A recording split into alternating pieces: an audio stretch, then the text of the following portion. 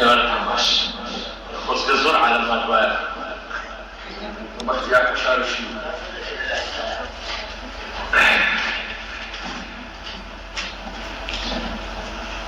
يقول خيرا عزيزا نمن زورت عند الناس يعني خدش غريب تزانيا بس نمن رخنا ديشي او ان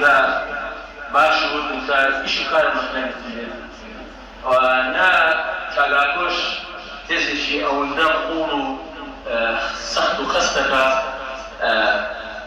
بين بدياني ودار شيء مشان كي تقول من زور قولي زور شوب بنوتي ليش بلانه تاغاكو كي تاغاكو براسي او شوازي جسميتو او شوازي تونه بين شعر حش اول مشتغل متوزع تلميذ بليه هيرين ندري واحد وكيف جاتهم خوش او اسم بليه الروح حزتهم حزت كنت خوش به لكور إذا الشيء إذا أعرف بلعنا دوستانا الفمال الكذب عبين داني شبيه هو اشتكال بلوغ البيرلا ويمنيش هم سودي جوازي مهم بيشي جوازي زود الخوش أول راستي هالشي كلس كدم حسبك هذه عندما يخبرك عندما أكثر فرصك براستي بس بشكل كده تازة أبكي لي فرص كده ومش بقيس مزاريبات أكثر الشاشات بالسيارة مسكورانا أو من تيجي بدبوك تبي أكو شارشي بسرعة سلسلة من هيس بيودي هو أكو شارشي كتر برام بالمستقبل سلقم أكو شارشي كم تريدا لأكتب ده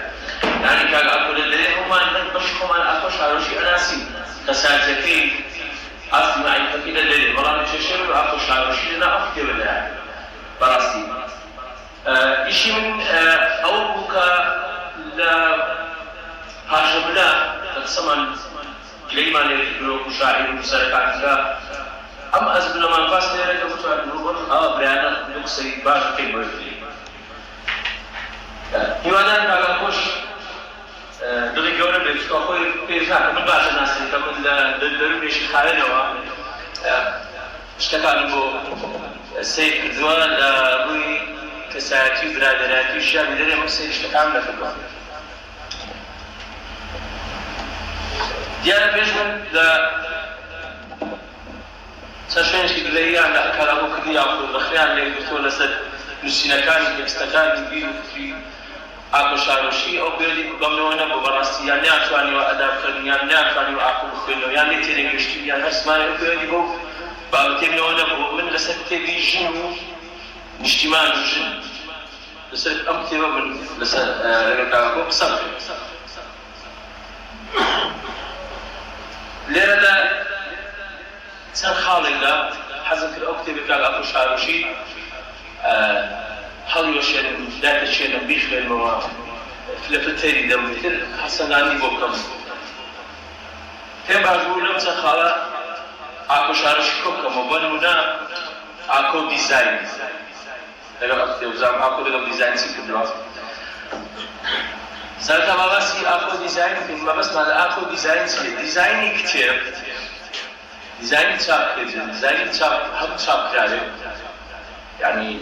يكم ايش يسر او يكم تشابه هم كتيبه بكو فيلم لساري خلال هم بنامشان هم ببدي شيء نوازم ويخلال سيدي براتي يعني بون منادر إيرو برنا شنش بون كريم هاد نمونيش زور ساده بون كريم اگر بونکا پیاوانش به نورافنج کمی دستی بودن تو استروا پیاوان و ازان نمجنانیه جنکانش یکسر دستی بود و ازان ایش هوا ازان جنانیه یعنی راه زاری و ایجاکلوی توزه بابت اما يعني سكنني عقلي تشاور كذا كونك شوالي ولا لبرج كتابك كذا او تلتصق دروسكان ام رسمي كذا كل سر كتابك تكرا شواز شيء شاعرانه بوايا تكرا جوانتر بوايا وقداش هنا مالش تشيشي نبي تشيشي بس عمل كخل عربي وأذن ألبوم الرسم أما ديزاين تبني يادر كل داتو أو تشتي شوية ساكن أم تبني وجهه يوم تبني لسر ناوي خوي تنسي موسيقى أخو شاروشي لك تابلاني خاصة الشعر ده أما مش نبي زيادة اگر نشیم سوی اسایی و هفت سوی آخوشارشی کفایه اما يعني أمر رقم هلا باوانه بس الزوجي يشاركان ذاتي فرد دواي كنا نشانه كي هالجاد ولا نشانه من اجتماع الجن كتشوف أنا أروح كأخي بس كي خويتي يكشعر كذا بمسيني خوي أو قل الشعر رقم كنا من شعر ذلك أو يكشعر اشتينك بزاي كذا توزي باسي جنبها يعني ممكن كسر كباشي اجتماع الجنبها سبوهري من أمنا مشانا رنجا أم ساكلاوز أكو شاروشي هاتبه لشو هاتبه لبعض الزنور البارع لعادي لخان مولي باشا تادي قاتي إيرا أو جناني كالناو بصلاة وسيستم وكالتور وفرنج كل دابون وأو شيء شاني كأفرد لنا كوموديات كتشكتو روبرو متو أو أمريكاني كبول للسنبولوغان أو غدي قال لك داوا يعني بيوا لو كتب أوهي يعني هم كسر كده الاجتماع الجن يعني ديني بقى شاهد تزورا سيرك الناورب ده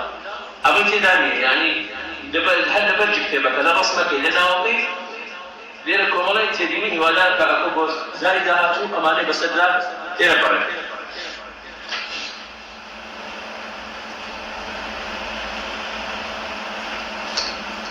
لبنا سكين في مكان يعني براستي زوجة بالخوشة غير هكسي يعني هم سكسيتني غلط نكا حرام نكا والله تابعون كتير كل خويتي كتير خويتي يعني بالعلم خويتي شغل خوني خويتي ما عندي خويتي نحن هذي أو غلط أنا مسداتي يعني تقريبا بلنا كشالا كاخد كالس كاحمد على أو تابع شغل المسيو مسيتي لا يكتب اجتماعي مسيو وجيراني أفشارش وجيراني تداني سوق كتير شيء بوجه اهتمام تايب لان خودی شاهده تايب لان خودی شاهد أخير تايب مسلم أصلي يعني أخير بيجي مثل تايب فارزة حالات سن فارزة ديزاين فارزة همش كبير كلام مسلم أصلي بسيطي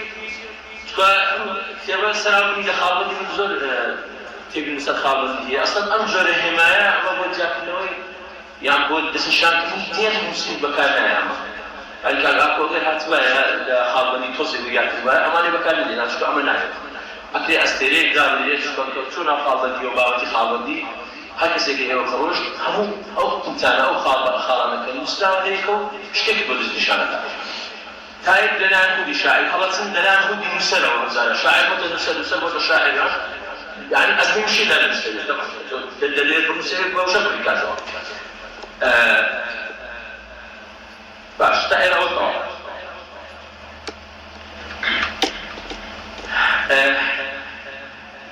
والله قال نازل معي أقول هم والله كانوا يعني زول براسي خذينا ما أدري إنه قينا أو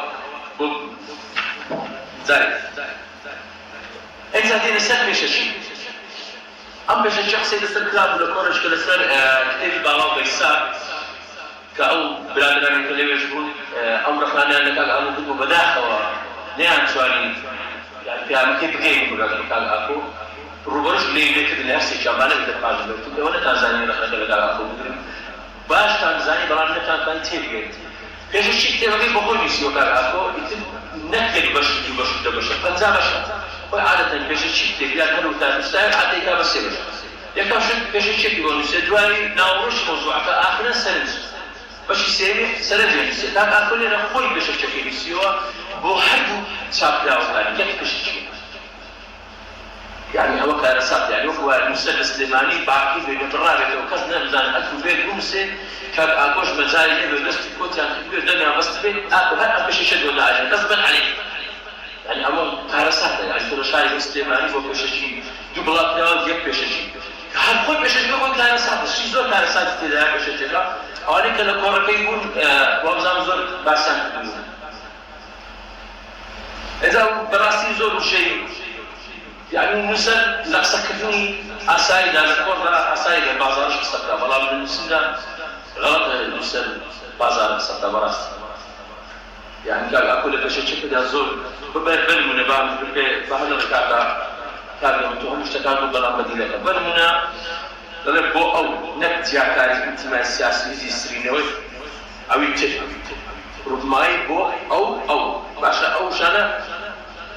يعني رزمارينا أوانش كده خمل عزيان كل بلادنا نسأل شيء تويك أصلا يعني بنا وسينا تويك سيا يقدر تويك كسي يومي تحت تويك شنو إيش ينسل زوج زبادة إيش ينسل حر يعني بيامي تقول بيامي مش كان إيش يسأل شيء يسأل أما الكواتبة يعني فرض لسري أبي زمان بفارز يعني أجل يسأل هذا زماني تقدر يباشر خلق بازار شيء يسأل وعادة خلق بازار زمان تقدر مثلا لسه أشكال مثلا بيشنا أجل أما بهم مستكان لبيشنجي خلق دين البلاد الزماني دائما هم يخلق الناس يشتغل تبدأ درس كنوي زماني مثلا إشي ولا بيش قبل إشي هونيك خلق تبدأ إذا أنا كأنه كده بيشجع براستي زور يعني كان أكو مدة موضوع اتفاق كده زاري لقى خوي شركة زاري كمامة زاري الاجتماع زاري كسر يعني أولا نحس كان خوي مني ولا بس بمننا لو بيشجع بدل فتي زاري تبقى خوي متسابق جاي خوي مكان نالك شغل بس ده كيف يكون بيشجع منسي أصلاً أو بيشجعيت بيوني بو كتبوني بيوني باباتنا أو كتبوني كان أكو تراب ولا كمان برادر وخلق وتحسوا لا بيشجعوا كتب بدل فتي زاني وبمال خوي زاني وعلى خويتي ما طري خويتي هاتوا قصيت لي خوي كردوا يعني أو بيشجعوا بخويته حتى أخذنا بكتبك بخويته براست يعني من أجل أكو شارع شو مناسبة أو كتبوا بيشجعوا كنت بقى نمد ثاني طالب يعني كتبك براست يعني بداحوا ندبك على فوق غلطة لبالو بيسات بديتي ندبنا مش تبارك فتشكوتي أما ساكو جوال من جاي أو وني قالكم أما باشي ديزاين بابين باشي دواوي ديزاين طبعا باشي جيانامي خويكا لو بيرستقي قيناتي شنيا باشي جيانامي خويكا أما واردة نجا بيداري تساكت نكيتي يعني داشي نابي أسايبو والله بيني بنا أوروبي عطوا رسمي الشخوي دانا برسمي عسكري ديرش عطوا بناسي خوي كردوا إتر بشعش خوي ناسان دوا جيان نامي نسر زارش بشعر نسر زارش با أوش ناسان ديتي يعني با خاف خوي ناسان دوا إدارة أخواني أو رسمي براستي ليرا لديزاين كتبكي زيادة يعني لديزاين كتبكي زيادة إما أكو من وقت أفسر زابط ده إسكو يستعجب بيت كل عسكري ناتوا برامج كذا قصة مرات إسكو منش عسكر أو بلي لو يبرز لا غير بيت السر أو من ناتوا مسار كذا مشارو شبيرة أو كاتي ما ده عسكري تكلمو أبيتا يعني أبيتا إجباري عسكري يعني أبيتا ديسبليني سرباسي من ناتوا مسار برامج كذا برامج اللي أكو شاعر قصة لقالك يعني أمر اسمه بود ديزاين كتبكي زيادة بابي نسر أكو زمان زارا وكان ناو كتبكي باشا أكو كايستا أكو بيشجيو أكو ديزاين ما تفرن دين ناو أكو زماني شعري زماني مسيني شعري أكو زمان زارا وكان بوهر نسرك أكل زمان مقارزت ودولة مندي نسر أوي كالزمانو كزمان ما كليا زاراوة كتن زاراوة ما هي زاراوة بتكتب بنزار ما هي شواء خاطر ما هي دي تخواني من الزمان كل زماني زاراوة سوراني شواء خاطر سليمان يا بنزاري شار باجر يا بنزاري قلات زوراني دي تخواني تا سيدك إلى قلات زي سيكون شواء خاطر يعني وكيفني تجاوزي شانيا كواتا نسر حتى لو شان زابد مسيلكاي دولة مترم باشا كان أقول بحكم بقول خرج منطقي بجدنا بأصل التأثيرات أو منطقي لسرا بيستويتي أو شو آخرتنو أو شو أو بنزارنا تكلي أو مسلكاني في النسي بلان نيت واني استفادة دي كل ضروري رزمانيوا شكا دويني كتكم بابك شيء أبو بشو يعني بش زراوي كرمانزي بود زناوكان باشا سيركي لسليماني أو زناوانا لسوراني زور كم بكاردين دشيو آخرتي سليمانية شو آخرتي هولين والله سيركي لمنطقة سوران أو شو آخرتي الرق أو زناوانا أداتي يعني أولنا ونشاني أولنا بانك يعني شو زراوكان أقورن بوي أجر بسر لو شتانا ولبي مسنكاني زور جوان توكا كأكوني تواني وزماني شعري لزماني بازاري لزماني أخاكني لادي لزماني باب بابيلاني زياب كاتو لزماني نووسینی هەستاوە بۆ جۆرێک تێکەڵی کردووە کە نەیتوانێت سوودی نووسینی شعری لێ بکات بەداخەوە کە دەیتوانی ئەو جواب قازانجێتی ئەو معلوماتی زیادی لێرە دەیتوانی ئیستفادەی باشی لێ بکات کە بەداخەوە ئیستفادەی لێ نەکردووە. بابینە شەڕەگەوەکە لێ دەست پێکا ئاکۆ ڕێباز ئەدەبیەکە. سەرەتای ڕێبازی ئەدەبی چۆن دۆزرایەوە لەوانەیە زۆربەتان معلوماتان هەبێت ڕەنگە لەمە زیادریش هەبێت. ڕێبازی ئەدەبی لە ڕێبازی کلاسیکی دانرا لەسەر ئەو بنەوانەیە کە خەڵک خۆی شعریان نووسیوە کاتی خۆشتیان نووسیوە و ترکۆیان کردنەوە لە ڕێبازیدا پێیان وت ڕێبازی کلاسیکی. ئەم ڕێبازە کلاسیکە چەند بنەمایەکی هەبوو. باشە بنەمای ئەوە کە نووسینێکی سادەیە، زمانێکی سادەیە، خەمی خەڵکە، خەمی ڕۆژانەی خەڵکە، یعنی بە زمانێکی سادە ئەنووسرا. لەناو ڕێبازی کلاسیکی دەڵێ پێ مەتنیە یەکێکی بابەت پارێزراوە بێ لەناو ڕێبازی کلاسیک. یعنی ئێستا من لێرە ئەگەر شعرێک بۆ ئەمە بنووسم تەلەڤیزیۆنەکە و گڵۆپەکە و هەر شتێک ئەوە جیاوازە. باشە ناکاتەوە کە من بڕۆم شعر بۆ گۆزێک بنووسم یەک گۆزە بە تاقەتەنیا. یعنی لە شعری کلاسیکی مەجالی زۆرە بۆەوەی کە شاعر بتوانێت وێنای کۆمەڵگا بێت لەناو نووسینەکانەوە یاخود تعبیر یان لە ڕای خۆی بکات لەناو کۆمەڵگا. بۆ شعری کلاسیک ئەو بوو ئێمە زۆربەی بەداخەوە زۆربەی نووسەرەکانمان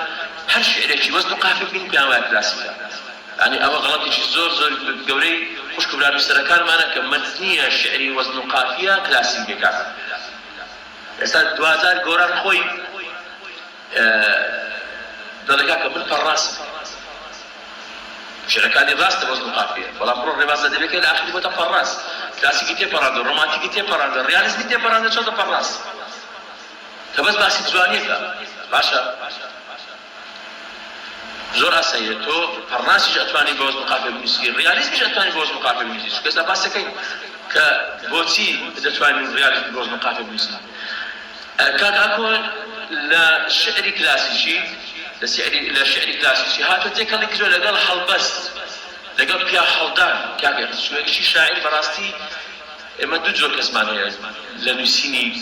شعردا. هەڵبەستوانمان هەیە و شاعیرمان هەیە. هەڵبەستوان ئێستا ئێمە ئەگەر بڕۆینە ئەو دەشت و چێوە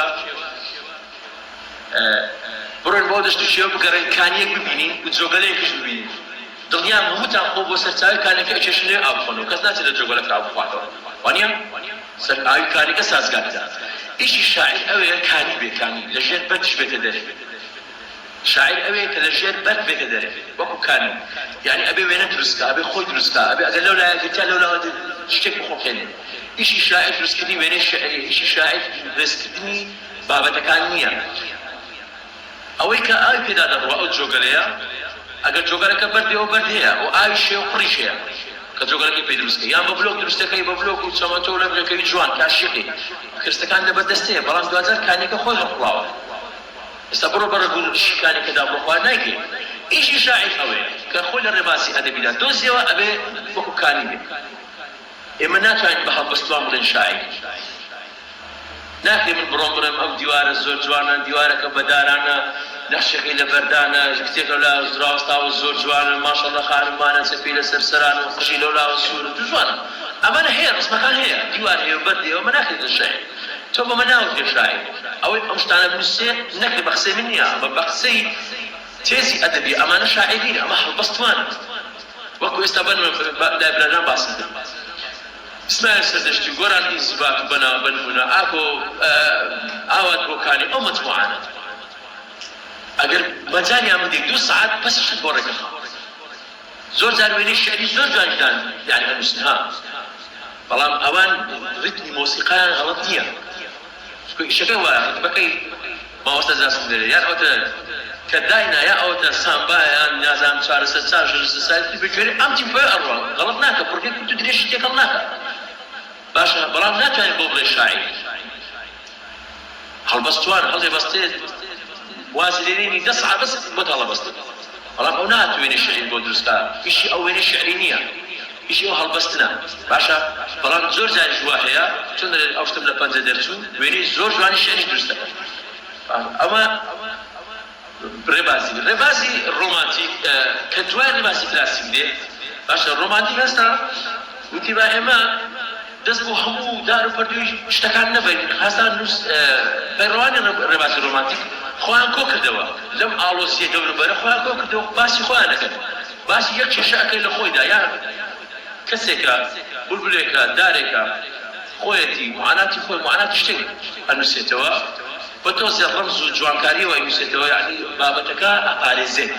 دەبێت لەوێ یەکێکی بابەت پارێزرا بێت گوتمان لە کلاسیک یەکێکی بابەت پارێزراو نییە بەڵام لە ڕۆمانتیک دەبێت یەکێکی بابەت پارێزرا بێت لە دوای ئەوە ڕێبازێکی تر هەستاوەتیان کاکە ئەمە ئەو شتانە زۆر تەقلیدین ئێمە پێویستمان بە گۆڕانکاری ڕشەیە لە دەستی مرۆڤدا لە عەقلی مرۆڤدا لە ژیانی ڕۆژانەی مرۆڤدا ئێمە پێویستمان بە گۆڕانکاریی عەقلی ئەو گۆڕانکاری عەقلی ڕێبازێکیان دایان ڕێبازی ڕیالیزم ڕێبازی ئازاد کێشە گەورەکە ئەلێ دروست دەبێت بۆ نووسەران خۆزگەر نووسەرە گەنجەکانمان لێرە بوونا ئەو غەڵەتانیان یعنی لەبەرچاو بە کێشە گەورەکە لێرە دروست دەبێت ڕێبازی ڕیالیزمیمانە ئەوە نیە تۆ بەکەیت بۆ شت ڕێزکەیت وەڵام چێش و سەروان نانووسم بۆ وەڵام ڕیالیزم دەنووسم با بۆوان نییە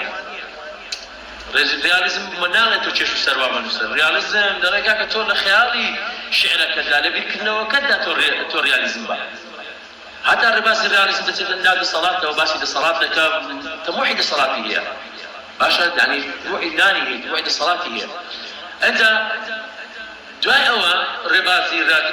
ڕێبازی پەڕناس دێتەوە سەر جوانیەکان ئەوجارە دێتەوە دەڵێ ناکاکە من پەیوەندیم بە دەسەڵاتەوە نییە دەسەڵات بۆ خۆی ئیشکا من دەچمەوە لە ڕۆمانتیکەوە نزیکە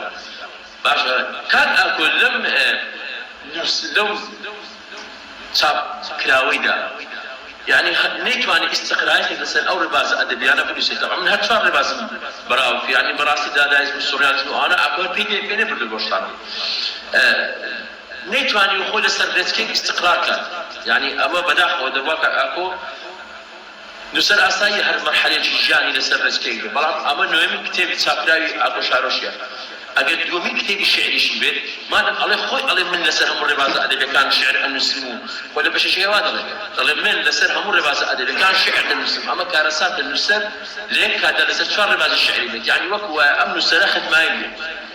باشە لە پێنج حیزب هەویەیە هەبێت پێ دوێ ختمایی دوازە دەبێت دەنگ بدا بە کەسێک ئەگە هەڵبژار خۆی کاتی دەنگدانی هەیە کاکەوانیا دەبێت خۆی بێت کەسێک ساخ کاتەوە یعنی دەکرێت هەموو حیزب بێت ئیشەکە هەمام کە بەڵام کە هاتە دەنگدان یەک کاتی دەنگدانی لێ خۆی دراکاتەوە دەبێت ئاکۆ شارۆشی خۆی دراکاتەوە بۆ یەک دەبێت بۆ یەک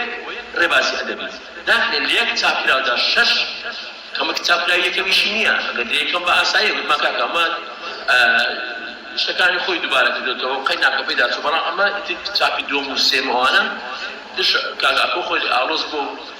خۆشی نازانەکان ڕێبازی ئەدەبی ئەنووسێت ئێستا ئەگەر کاکۆ بێت قسە بکە لەسەر ڕێبازی ئەدەبیەکان ژەنگە زۆر لە من بێ باشتر قسە بکات باشە من چێشم لەوە نیە کە ئاکۆ چی ئەزانێت چی نازانێت ئاکۆ لێرە نازانێت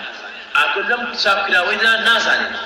نەیزانی و ئیش پێ بکە خۆی ئێستا معریفەی پێ ڕەنگە ئێستا بێ لە شوێنی من دانیشێ دە سەعات قسە لەسەر ڕێبازی ئەدەبیەکان بکە بەڵام بۆ من کەش نییە لە نەکرد لە کتێبەکەدا هەستی پێ نەکات چ لێ بکەن خۆ بخۆی ئەزانێت مادەم ئەمە هاتە بەردەستی من ئەبێ ئەلەمە ئاکۆ شارۆشی پێ بردبە بەداخەوە پێ نەبێت ئەنجا ئاکۆ بابینە سەر ئاکۆ وێرەی شعری باشە یعنی سەیری ئەم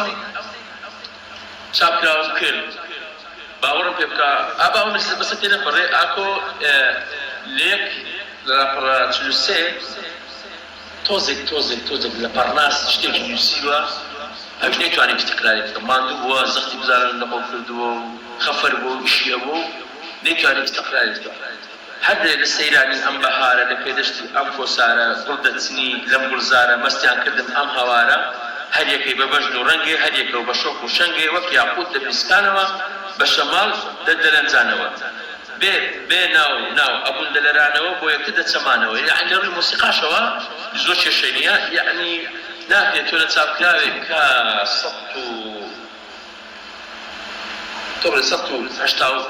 هەشتا لاپەڕە ئەینا باش یعنی من بێ یەکشتی تۆم بەدڵ بێت ئەوش ئیستقرارەتی کردوێت ئینجا بەشی دووەمەکەی تێشێدا ئەوجا نییە لە بەشی دووەمی هەم لە بڕگا هەم لە سەروە هەم لە ڕێخستی شعرەکان یعنی هیچی زۆری ئاڵۆز کردو لە خۆی تێکداوە یعنی ئەمن بامە هەر نەتۆزی ئەم بڕادەوە بە کورتی هەر هەندێک لە زۆری بۆری تێکەسێ هەر ئاکۆ لێرە پی بڕادایەوە ئەم شعرەی دەماموت کاکە وەڵای ئەمە شعرە دوێنێ شعری تێدایە لەسەر ڕێبازێکی مستەقل ڕۆیشتووە ئەو تۆزێک لە خۆی تێک نەدا لە خۆی ئاڵۆز نەکات إذا أكو وين الشعري بابي نسر أكو وين الشعري وثمان إيش الشاعر أبي وين الشعري بالنسبة باشا أكو أول ذيك هالبستوان دوري هالبستواني بيني ولا مسافراوا أكو دوري شاعري نبيني ولا مسافراوا يعني بس انت هالبستوان شد هالبستوان كهيله بدوري لا كان وين الدرس أكو الدرس كدني وين الشعري زور زعيم ولا كتابة نعلم هرني بني تابو ترى باش تقدر تدرس رجع تدرس شو به اشتكي جوان مسيو بلام وقت بعمل الله سطو هشتالا فرات زكيلا سطو أود الشعر أكو نيتواني وسطو بين الشعر بالنسبة لأنك الشعر أجد لدرك شداني بيت كاك نيدر نبو لدرك كاك لدرك نبو للشعر كاك للشعر نبو لجواري نازل يعني كيف بين الشعر نبو زوجر بكمين يعني من استعانات هم بوشي كمويك بيت بلان باور بيبكر بحرمتك أكو طبعا يعني دير إنما ومن خد السوي ليدم كأجهيتي هموش يشتغل أو برقص سرواي كعربي يعني جواني برقص سرواي كشركاته يعني أوتونا موسيقى والنقطة بتواني راني كم برقة كامريكاته كاك برقة على الأقل برقة توابل للسرواي وين الماندونالي توزك فين مصلحتي شبيوك بلا بتو برقة تواني بين الشعر يشتغل السرواي شتبه حرفيا طاقتني بفينته يعني تشيش كلامك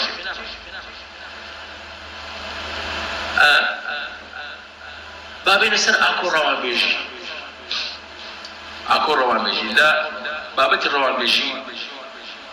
لك زماني كردي اوي شي دوتي روان بيجي بواني كدارشني كردي المسلم كومالي وشي جوان لسي بجدا ويكسو بزاره المثل للروان بيجيان رقص دوزي تاو رقص دوزي ناتاو اما نبو شاعر كبير وزن قافيه بالنسي زور كرنقا باشا دبر تو جاري واهي رقص دوزي اوي فيست برقص دوزي رقص دوزي تاو يا رقص دوزي ناتاو بل من رقص دوزي تاو تبن من شي بسيط دلي دستم بقرو يخم بردا لشويت بو امضل بردا دير شو دستم بقرو يخم بردا لشويت بو امضل بردا ليرا لم دير دو زار بردا بكاراتو زار دستم بقرو يخم بردا بمعنى بن هودار دو من جلال لشويت بو امضل بردا باشا اما رقص دوزي تواوا بعضهم شيء سرسرين وازانم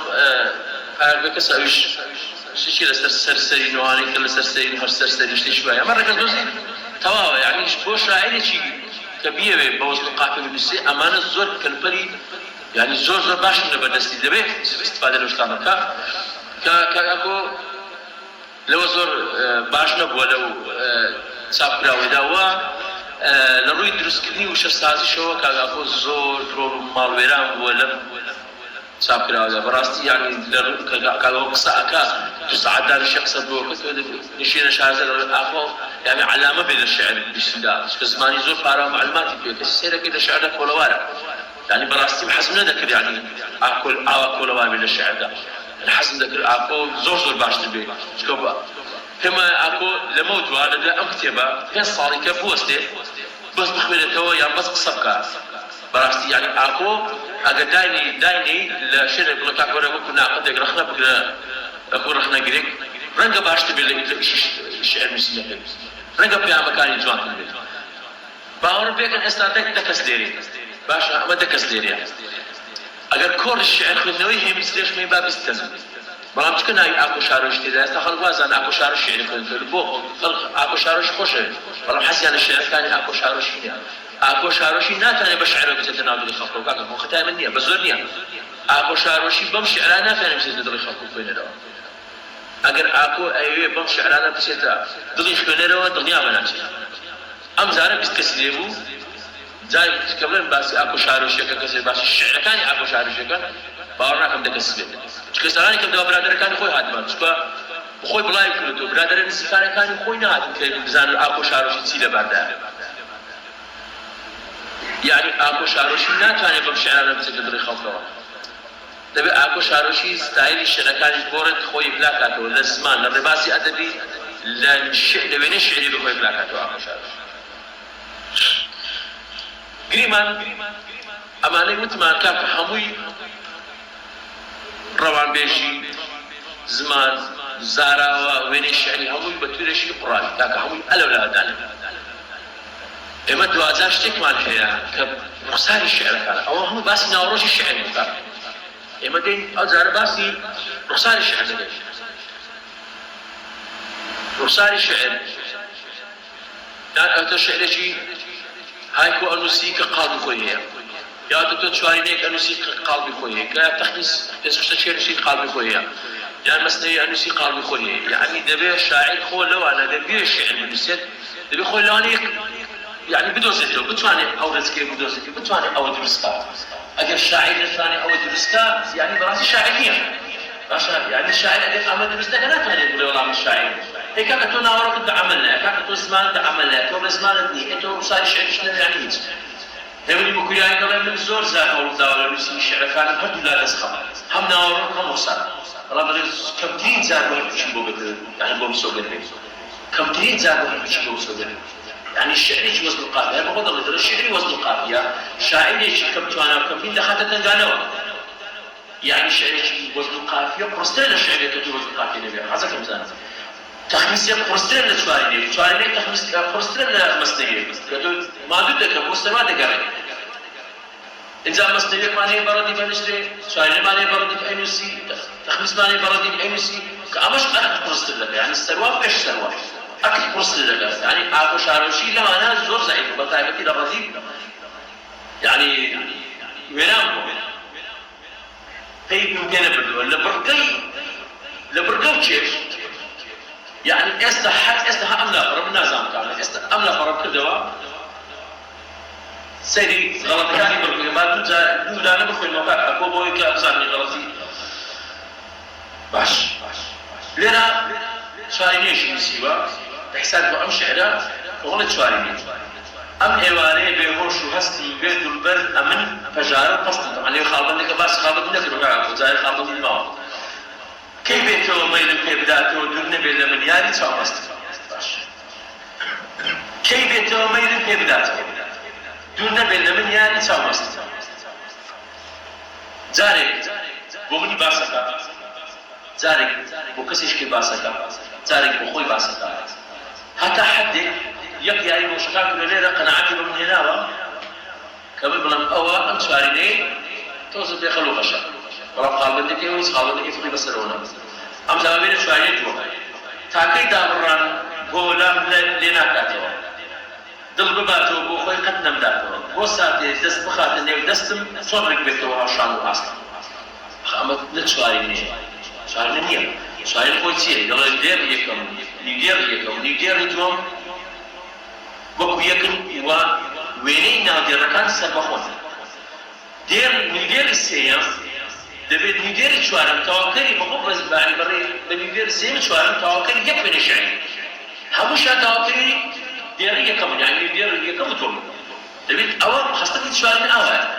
بەرمونەیەکی چایرێکی زۆر وازە قەرار بوو بێ لەگەڵ خۆت شادی بێ ناتی گەسی پێداوم بەڵێ لأن يقول لا نبغى بيماشي عن دول مش في بيماشي سير يعني هم يبطلوا كده يعني ببيت شاشة أجل في بوش نبى قال أكو أما زور زار بقول أنا كسباني ده بس نرجع كشتري زور أصلاً والله يقعش زور وش دلولو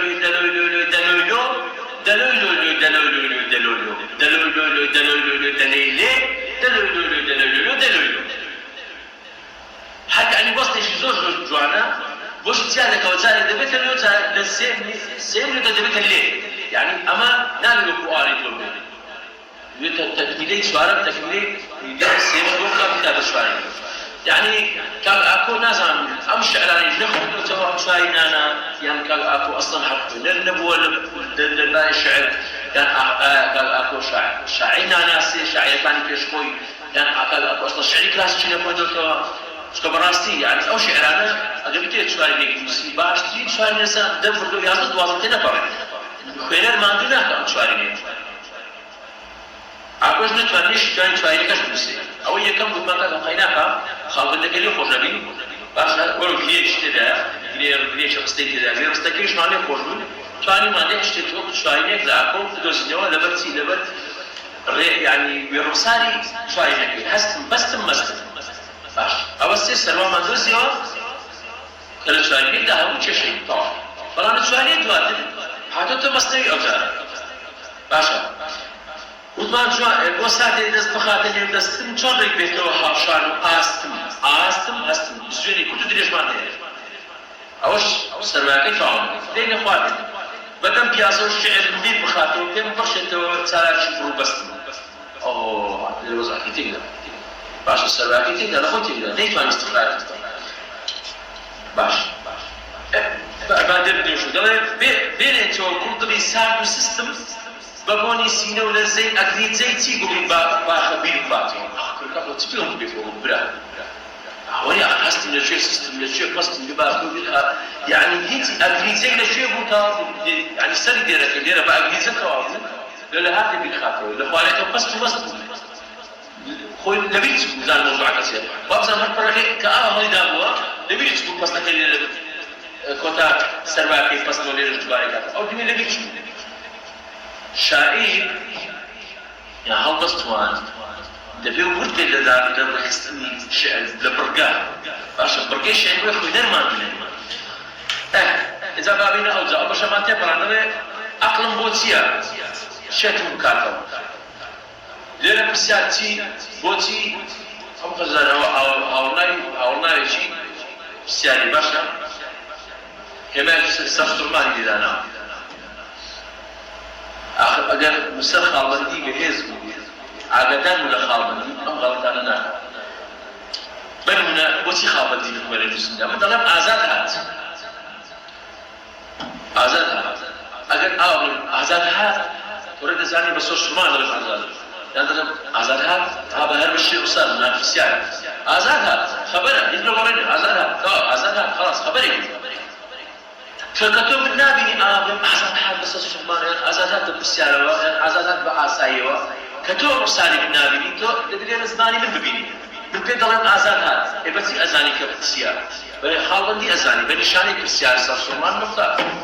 أما فسيان أما صار شمانه يعني شايف صار خوي شايف تو أداء شايف وين الأداء كبوت تجيني كأي آزاد هاتو خبره يعني صار يعني بس يعني قالوا هو ما ينكتب يعني الناس اللي استعمل الناس اللي ما بس تسيا أقلم بوتيا باش أقلم بوتي بس يعني بزينا نشاني ذكرين نشاني صار ما نشيل جمراني لهذه حالة بس يعني صار ما اللي قدام بس يعني شيء صار ما نبي يعني أول أسايا برا أول صار ما بس يعني كده بيشوا ما بيفرق لا أقلم بوتيا شيء تبكاته وكشيء بلان دلوب واسطة وطبعا البرنامج يتفرق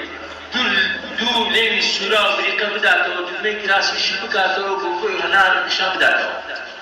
أحكام بس تنبريف واسطة سبيوني بكاته ويقول باش أكيد قريبا مثلا أو تخميسة مفروضة سينودير يكون كل بكاته لكن الزيكل سريع وزن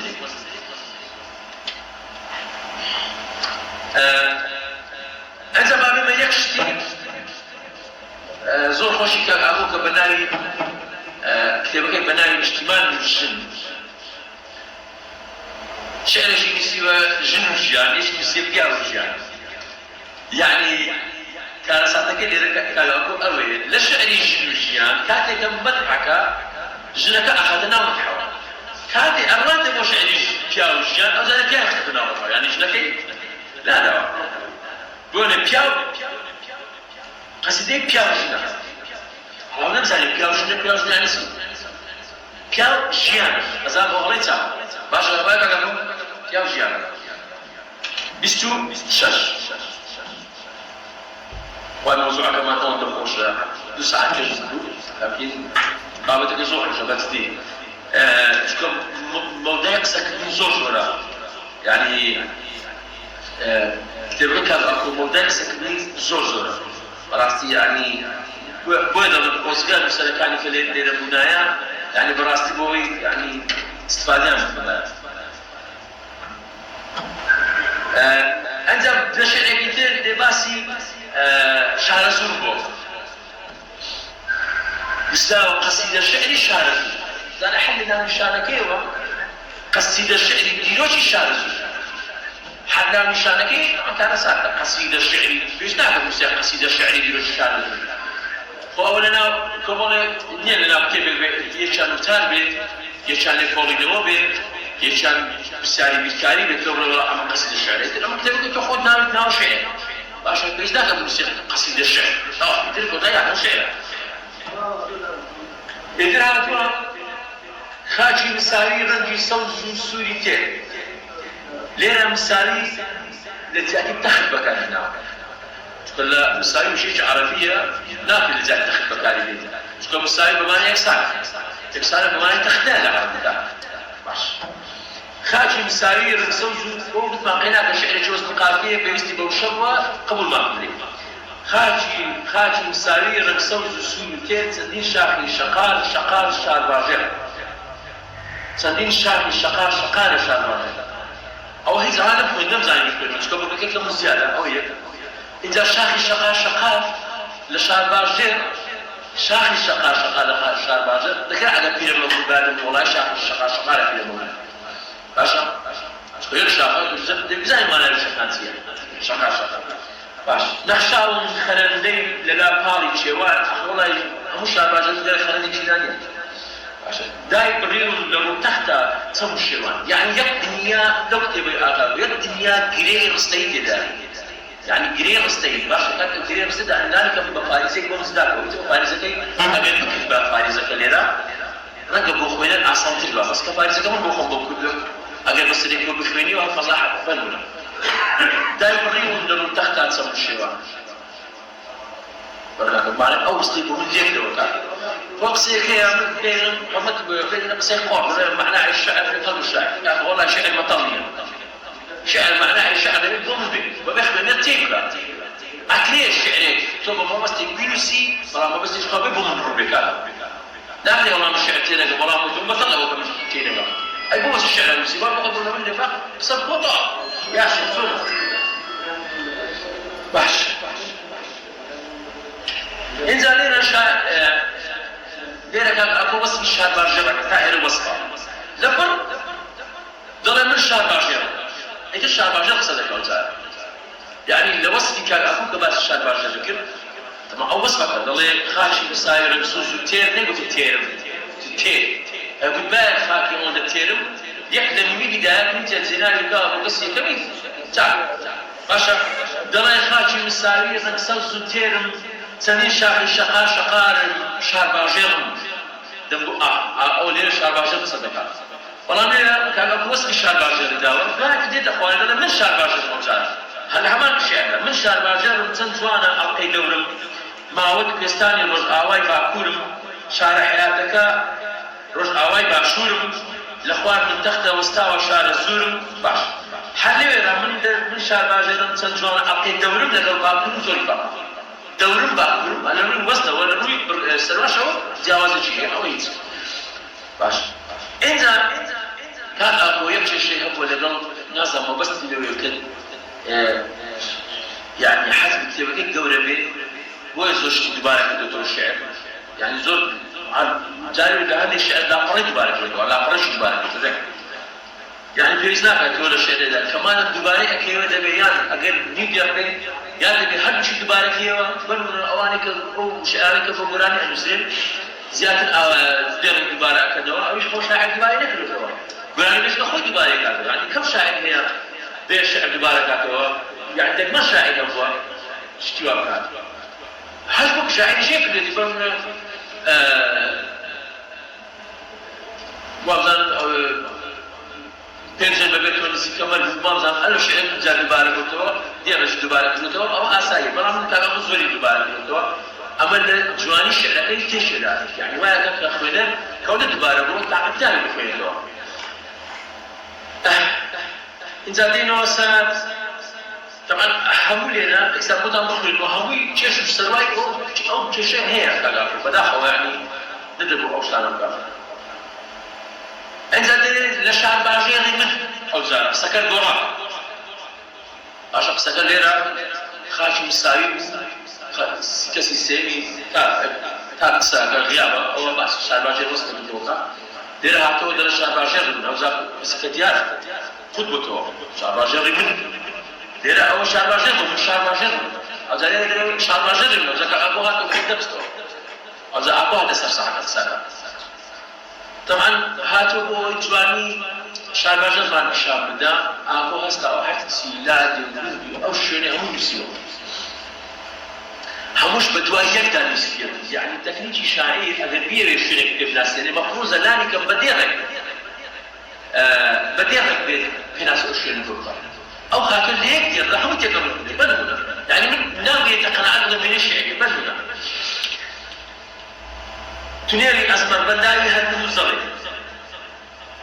ئەوە لێک باش دەڵێ سەرای چواردایە ئەدگاری شارستانی کۆلیژی سەربازی لەولا ئوتێل ئازادی ئەو سەرواکان هیچ تونێری ئەزمەربەنداوی هەرمن و زەلانی جێی ڕەش بەڵک لە تەر چنارەکەی چواردە هیچ سەروا پێکەوە باشە گریمان بابێ بێ سارێش زانی بۆ ئینگلیز جێی بۆ دومانی سارێش زانی بۆ ئینگلیز جێی بۆ دومانی یعنی ئەمە لەوە هیچ تێنەگەیشتن اینجا ئەگەر بێت ئینگلیز وەکو ناژێبوو بۆ ئەوی خێنە کەوانەکەوکە بۆ ئینگلیز و شێکی کوردی نییە تۆ باسی کەسی بکەیت باسی شارستانێکە باسی حکومەتێکە دەوڵەتێکە نەتەوەیەکە نازانم چۆن ناساندن نیە فێنەکەوانەدا بێت خۆی باش هەرچی لۆگۆی باژێرە شێوەی گسگیلا گۆیژە و چواردە و هەیانە دوو ناویرە حەوت ڕۆژ و شەو حەوت ماڵی گوندی خنجیلە حاجی و خەنجێ لەگەڵ فاتلە قوتیلە ئەگەر ئەو فاتلە قوتیلە بەنمونە ئەگەر بەس بۆ تەواوکردنی سەروای شێعرەکەی بێ کارەسەر پێی وایە وێنەی شێعریە وێنەی شێعریە بەڵام ئەگەر وەکو ناو یان مەقەدە شوێنە مەقەدە شتیوانە نیە ئێمە لە کورداوی گردێکە بەناوی تەقۆکێ حاجی شاخی فلانە لە ڕانی هەیە جیای حاجی کردێ حاجی لە بۆ تێ باشە ئەگەر باست کرد ئەبێ دیخێتەکەوانەوە یعنی ئەمە تۆ ئەیناسێنی بێ لە کەوانەدا بزانە شتیوان نییە لەناو شێعرەکەدا ئەمانەی هیچی لە کەوانەدانی ئەم ناوانە بە دوایدا ڕێزی کردوون یەک دنیا اینجا لێرە گوتمان لێرە باسی گۆیژەمان بکات لێرە گۆیژە و چواردە ئەمجا هات لێرە دیسا هاتنەوە گۆژنە و ئەسمە دیسان گۆیژە دێتەوە خوارەجا پێدا دێتە خوارەجا دەرێ حاجی و خەنجێ لەگەڵ فاتلە و قوتیلە تۆماریان بنیاتناوە بە دەهۆڵ و زۆڕاوە یعنی لە پڕکەوە یعنی وەکو وایە هەشت پڕکەی تێفە باشە اینجا نووسیەتی چۆپی هەڵفەرشێ گەرمە وەڵا بەرام شای هەڵفەرشێ گەرمە یعنی هاتن چۆپی هەڵفەرشێ گەرمە شای بناوینەی ناوە یعنی لێرە هات لە مەسنەویەک هاتەوە ئەگەر ئەوە بیکرد با چوارینێ دەمانگوت قەینانە دەشێ تۆماریان بنیاتناوە بە دەهۆڵ و زڕناوە چۆپی هەڵفەرشێ گەرمە شای بناوینەی ناوە دەمانگوت لە ڕووس چوارینێ وەڵای معقولە ئەوە بەتەنیا شتێکی تێدا بەسەرە اینجا هاتۆ دەڵێ من هاوین هەواری شارباژێر لێرە وتی شارباژێرەکەی من ئێستا دەڵێ من هاوین هەواری شارباژێر شارباژێر ئێستا قسە یعنی جێشی قسەکەوە جارە باشە شاخەسوود بارێگەوە و سەرسیر و کەناروێ ئەمە لێک دێڕە چوار ناوی سووری وێنە شێعرینیەوە گۆیژە و ئەزمەر ئەحماوە سیرین و مەروێ خێوەتە و شێخەڵمارین و مۆکەبە و موسەر شیوەدە و ڕێفەمە و بنەماسی و سیتەر یعنی هاتووی یەک دوو سێ چوار کوێڕەنگ و واژە و سنگی چۆمان و سیرێ دیسا سیرە دووبارێک اینجا تەگەیان و پارەزان لەگەر هەڵدوو بیرێ یەک دێر دوو سێ چوار پێنج شەش یەک وێنە شێعرەکانی ناوی منتیقەکە بەسەرێکە و نووسیوە دەکرا بێ بەنمونە گۆژەی ڕۆند و سەوز و جوان و ئەزمەڕی قەپاڵی شاخی کوێستان بناویلەی سەرکانی و سەرچەمم بەنمونە ئەها یعنی شوێنێک بێ و وەسفەکەیش بکات ئەوەی لێک دێردا هیچوان ناوی نووسیوە من نەمزانێت گوند مەقەدە بەنمونە مەقەدی شێخ دێبن بە شێخ تازی توزان شێخ تازی لەولا بانێکی بەرزە خەڵی بۆ زیادە دەچێتە سەری توزان یعنی وەستێکی بکات ئەمە لێک دێری شێعردا چوار ناوی بەسەرێکەوە نووسیوە بەدەکوری خۆڵاو فڕی بە زمورەتەوە نییە نووسینە من ناکەم پێ بڵێم شێعر بەڕاستی یعنی ئەمە شێعر نییە ناخلێم لەم عامە شێعرە لەم شێعرە وای نووسیوە نەخێت کاک ئاکۆل لەم چاپکراوەی وای نووسیوە من ناخێت دەست نەقاڵ شێعرەوە نەجیب و حەزیب لە هەموو لەم هەموو شوێنەوارە کۆکەی کەڵی دا چاکی کۆنە هەوارە ڕەبڕەکەی ئەوە نەخسە باش گردی نەکژان ڕای سەرجۆک و ڕۆژقەڵاتە لەگەڵ گردی حەمەسووری ئاوە کورتە أو كتب قبل كتب قرأتها وش مزمن إنزا كعبا سيدا هاتوا دلت دريت لبي نشكي الإسلام وسفري عثماني والله يوم زانت السفري عثماني مش الإسلام وأنا يعني أكو اللي هو مرتني شكا هذا مش الإسلام راست أو الشيعة والسنة بوا والله هو كافرنا مزدش كده سفري عثماني هذا مش الإسلام يقول لك الإسلام سفري عثماني عندي الإسلام كان يمشي بالناس والله ما ليش كل مرة قالوا له لا هو ده من يعني شعرت كده ما بنازل انزل نجيتي لا تسب سليماني راست بنزويني سرجون القيني وان تجدر ودشتي شعر زون وقت بدل بين كردستان و ايران بين نشكيلي اسلام وسفري عثمان سنتني قزاي شعر باجر شواتايتي سويلي بفر ميواني استانيتي قلاك مو سوشي وخطو هزار كانيان لبيت دار الزر فالكو قيواني قوران وزنك كيف سرواحة نما حسن بكش داستاني ماون قيوانا أحمد رومي قلاسور وجنوانا باشا باي هيزي شار باجر بلوكيتيان سرسيد بشتي شواتا أسندران أزمة لير حد دير سرسيد سوار باريا أزمة شش باريا تيجي يعني شواتا سوار باريا إسا گوجو پرکارجا و خزینه گوزار کوتا إسا گوجو دباري أك باواز ديبي إسا دل من شار باجر إسا دل شار باجر رقم يعني نازل شخص لك نازل